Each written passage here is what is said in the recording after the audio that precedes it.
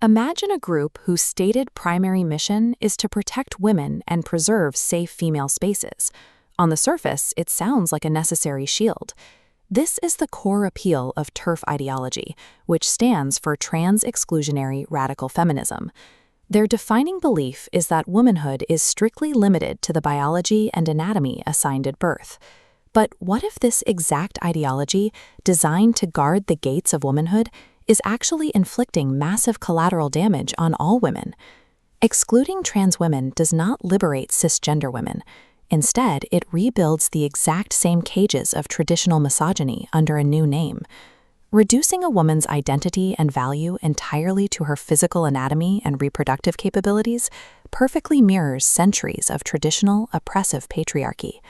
Leading academic theorists point out that this biological essentialism traps women inside rigid frameworks, stripping away their hard-won social autonomy. The immediate real-world consequence is a phenomenon called gender policing.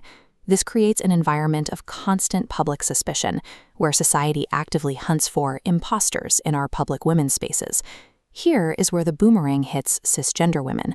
Women who do not fit strict traditional feminine stereotypes, women who are tall, women who are muscular, or simply have short hair, become the primary targets of this public suspicion and harassment.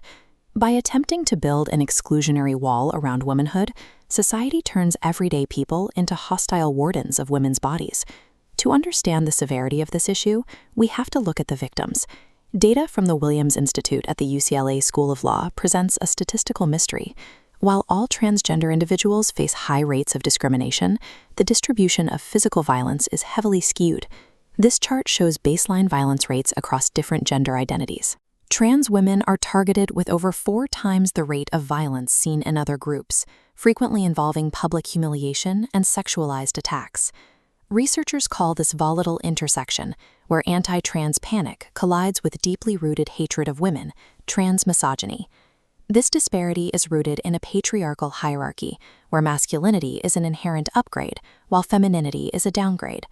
Trans women are violently punished for surrendering male privilege, an act seen as a betrayal of the dominant class. The extreme violence directed at trans women reveals society's broader underlying hostility toward womanhood itself. This ideological civil war does serious strategic damage. An obsessive focus on excluding trans women drains energy from the movement and distracts from pervasive, systemic threats like the gender pay gap and domestic violence.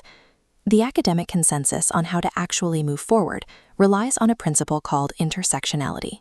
It argues that true social progress requires solidarity across all marginalized identities, rather than fracturing them into competing groups.